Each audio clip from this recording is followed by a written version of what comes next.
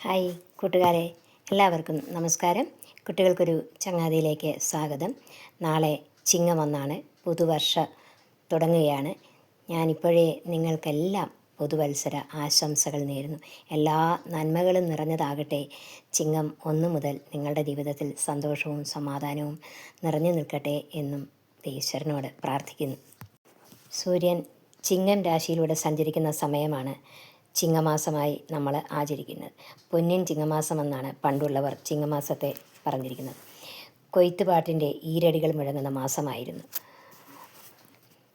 കർക്കിടക മാസം ദുരിതം പിടിച്ച മാസമാണെന്നാണല്ലോ എല്ലാവരും പറയുന്നത്. ആ കർക്കിടക മാസം കഴിഞ്ഞു വരുന്ന മാസം കൂടിയാണ് ചിങ്ങമാസം.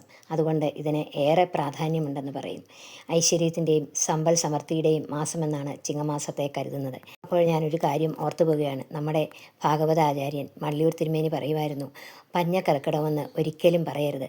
നമ്മുടെ കിണറുകളും കുളങ്ങളും എല്ലാം ജലം കൊണ്ട് നിറഞ്ഞ് ജലസംഭരണികളായി നിങ്ങൾക്ക് കൃഷിക്കും ഒക്കെ ആവശ്യമായ വെള്ളം ൂടെയൊക്കെ നിറഞ്ഞ് കൃഷികളൊക്കെ ചെയ്ത് ചിങ്ങമാസത്തെ വരവേൽത്ത് നമുക്ക് ചിങ്ങമാസം എല്ലാ ഐശ്വര്യത്തോടെയും കൊണ്ടാടാൻ വേണ്ടി പ്രകൃതി തന്നെ അണിഞ്ഞൊരുങ്ങുന്ന സമയമാണ് കർക്കിടക മാസം.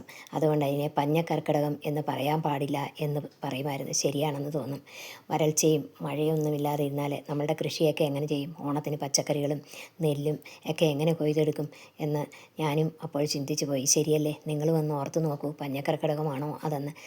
നമ്മൾ പഞ്ഞക്കർക്കിടകമാണെങ്കിൽ അത് ഈ മഴക്കാലമാണെന്ന് നേരത്തെ അറിഞ്ഞാൽ കുറച്ച് ആ കർക്കിടക മാസത്തേക്ക് ഒരു മാസത്തേക്കുള്ള എല്ലാം സംഭരിച്ചു വെച്ചാൽ പോരെ. അപ്പോൾ പിന്നെ അത് പഞ്ഞക്കർക്കിടകമാകുമോ എന്നാണ് അദ്ദേഹം ചോദിച്ചിരുന്നത്. ശരിയാണ്. അതുപോലെ ചിങ്ങമാസം എല്ലാ ആഘോഷങ്ങൾക്കും എല്ലാവരും തിരഞ്ഞെടുക്കുന്ന ഒരു സമയവും കൂടിയാണ്. വിവാഹത്തിന് വേണ്ടിയിട്ടുള്ള മുഹൂർത്തം കുറിക്കുന്ന സമയം, പുതിയ സ്ഥലം വാങ്ങുന്നതിന്, ഗൃഹപ്രവേശനത്തിന്, പുതിയ സ്ഥാപനങ്ങളുടെ തുടക്കത്തിന്, കച്ചവടത്തിന്, അങ്ങനെ ചിങ്ങം മാസം എല്ലാ നല്ല കാര്യങ്ങളും തുടങ്ങുന്നതിനുള്ള ഒരു മാസം കൂടിയാണ് ചിങ്ങമാസമായി എല്ലാവരും തിരഞ്ഞെടുക്കുന്നത്.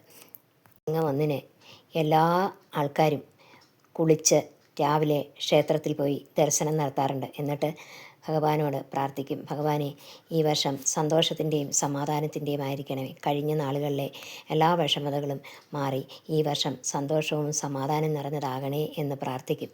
അതുപോലെ നിങ്ങൾക്ക് എല്ലാവർക്കും അറിയാമായിരിക്കും, നമ്മളുമൊക്കെ പലരും അങ്ങനെ തന്നെയാണ് ചെയ്യുന്നത്.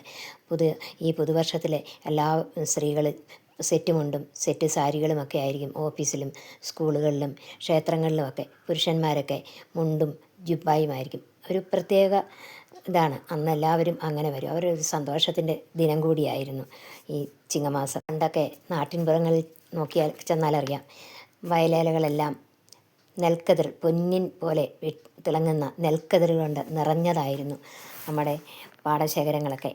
എവിടെ നോക്കിയാലും വിളഞ്ഞു നിൽക്കുന്ന സ്വർണം പോലെയുള്ള നെൽക്കതിരുകൾ കൊണ്ട് അതെല്ലാം മെതിച്ച് എടുത്ത് പത്താഴം നിറയ്ക്കുന്ന തിരക്കിലാണ് എല്ലാവരും. നെല്ല് ഒക്കെ എടുത്ത് ശേഖരിച്ച് വെക്കുന്നത്. എവിടെ നോക്കിയാലും അന്നൊക്കെ കൊയ്ത്തുപാട്ടിൻ്റെ ഈരടികൾ കേൾക്കാമായിരുന്നു. ഞങ്ങളുടെയൊക്കെ കുട്ടിക്കാലത്ത് നാട്ടിൻപുറത്ത് വളർന്നുകൊണ്ടറിയാം, കൊയ്ത്തുകാലമായി കഴിഞ്ഞാൽ ഒരു ബഹളമാണ്. എല്ലാവരും കൊയ്ത്തായിരിക്കും. അപ്പോൾ കൊയ്ത്തുപാട്ട് എല്ലാവരും പാട്ട് പാടി ആ സന്തോഷത്തോടെയാണ് അവർ ആ ചിങ്ങമാസത്തിലെ നമുക്ക് ഓണസദ്യ ഒരുക്കുന്നതിൻ്റെ സന്തോഷമാണ്. അവർക്ക് ധാരാളം നെല്ലും അത് വിറ്റ് പൈസ ധാരാളം കിട്ടും. അങ്ങനെ ഓണം ആഘോഷിക്കാം. അതുകൊണ്ട് എല്ലാവരും വളരെ ഉത്സാഹത്തോടെ പാട്ട് പാടിക്കൊണ്ടായിരുന്നു കൊയ്ത്ത് നടത്തിയിരുന്നത്. മലയാളികളുടെ മനസ്സിൽ സങ്കല്പത്തിലെ മാസം ആയിരുന്നു. തൊടികൾ മുഴുവൻ പൂക്കൾ കൊണ്ട് നിറഞ്ഞു നിൽക്കും. മാവേലി മന്നനെ വരവേൽക്കാൻ, അതുപോലെ ഓണസദ്യ ഒരുക്കാൻ പ്രകൃതി തന്നെ നമുക്ക് അനുഗ്രഹം ചൊരിയുന്ന മാസമായിരുന്നു ചിങ്ങമാസം. മലയാളിയുടെ മനസ്സിൽ ഗ്രഹാതുരത്വമുണർത്തുന്ന മാസമായിരുന്നു ചിങ്ങമാസം. വിദേശത്തും സ്വദേശത്തുമുള്ള എല്ലാ മലയാളികളും ഓണസദ്യ ഉണ്ണാനും ഓണപ്പൂക്കളം ഒരുക്കാനും കാത്തിരിക്കുകയാണ്. എല്ലാ കുടുംബങ്ങളും ഒത്തുചേരുന്നതിൻ്റെ ആ ഒരു ദിവസം കൂടിയാണല്ലോ തിരുവോണം. അതിനുവേണ്ടിയൊക്കെ മലയാളികൾ കാത്തിരിക്കുന്ന ഒരു ദിനമാണ് ചിങ്ങമാസത്തിലെ തിരുവോണം. അങ്ങനെ ആ തിരുവോണത്തെ സന്തോഷത്തോടു കൂടിയാണ് എല്ലാവരും വരവേൽക്കുന്നത്. മലയാളി എവിടെയുണ്ടോ അവിടെയെല്ലാം ഓണവും കാണും. കാലം മാറി, കാലാവസ്ഥയ്ക്ക് മാറ്റം വന്നുവെങ്കിലും നല്ല ഓർമ്മകൾ ഉണർത്തുന്ന മാസമാണ് ചിങ്ങമാസം. ആ ചിങ്ങമാസത്തെ സന്തോഷത്തോടു കൂടി നമുക്ക് വരവേൽക്കാം. ഓണം നന്നായി എല്ലാവരും ഒത്തുചേർന്ന് ആഘോഷിക്കാം. എല്ലായിടവും സമൃദ്ധി നിറഞ്ഞതാകട്ടെ ഈ വർഷം എന്ന് ആശംസിക്കുന്നു. വീണ്ടും കാണാം. നന്ദി, നമസ്കാരം. വീണ്ടും എല്ലാവർക്കും ഞാൻ ഒന്നുകൂടി ഓണാശംസകൾ നേരുന്നു.